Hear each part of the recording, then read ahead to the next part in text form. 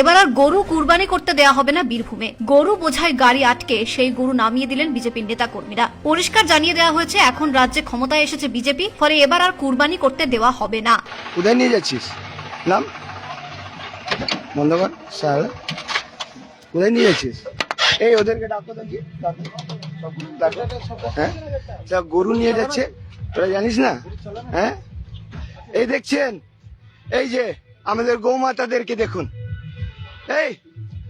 এই যে দেখুন, ডাকো সবাইকে, ডাকো তো, গিয়ে ওখানে ডাকো না, ডাকো সবকটাকে, ডাকো সবকটাকে, ডাকো। হ্যাঁ সবকটাকে নামো, নামো।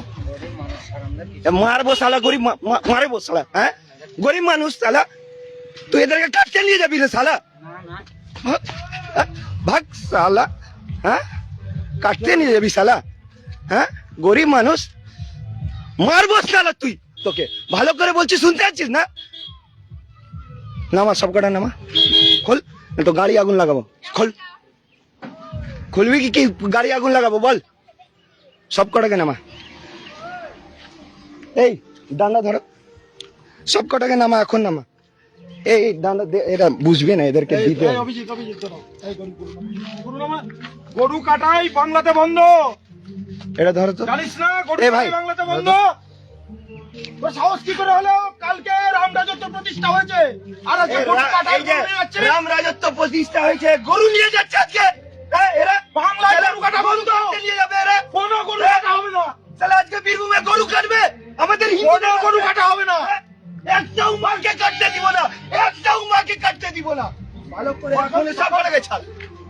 কল সব কল। এই বাড়ি কোথায়? এই বাড়ি কোথায়? এদেরকে কিছু করছি না, ভালো করে বাড়ি না, গরু কাটবি না বলে কিছু করবো না, ওরা গরু কাটবো না, গরু আমরা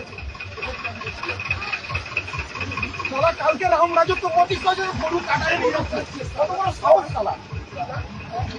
তোদেরকে গরু দিব না, যা করার কর।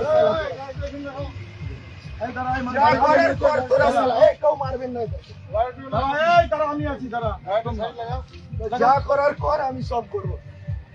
তোদেরকে কিছু করবো না, তোরা যা। এই ব্যবসা ভুলে যা, এই ব্যবসার কথা ভুলে যা, মাথা থেকে তুলে দে ভাই, তোদেরকে এটা ভালো করে পশ্চিমবাংলা। কথা, ভালো করে বাড়ি যা, নাহলে আজকে গাড়িটা পুরাতাম, কিছু করছি না, ভালো করে যা। কিন্তু একটাও গরু এরপরে যদি দেখেছি তোদের গাড়িতে, সেই দিন তোদেরকে ছাড়বো না বললাম। বললে হবে না। আচ্ছা কেউ মারবেন না, কেউ মারবেন না। আরে ভাই, কেউ না, কেউ মারবেন না, মারবেন না গরুগুলো। এখানকার কারা লোকাল আছে? আমরা গরুগুলো নামি না, নামি না। কিন্তু আজকে এরকম ছেড়ে দিলে পরবর্তীতে এরকম ছায়া পড়ে যাবে। ফাইসলা করতে সাহস কি করে হলো রে? সাহস কি করে হলো? রাম রাজত্বে গরু কাটবি? হ্যাঁ? আমাদের হিন্দুত্ব বোধে বহু লড়াই করেছি রে এগুলোর জন্য। কোনো গরু চলবে না, গরুকে সাইড লাগা, গাড়ি সাইড লাগা। এই শ্রীকৃষ্ণ দা, আপনারা দেখুন, এনাদের কার একজনের যোগাযোগ, আপনারা দেখুন, গোশালাগুলো নিয়ে যাবে এখন। আজকে বীরভূমের ময়ূরেশ্বরে আজকে এখানে গরু কাটাইয়ের ব্যবসাদার গরু কাটবার জন্য একটা নয়, এক গাড়ি গরু, এগিয়ে আসুন। এক গাড়ি গরু।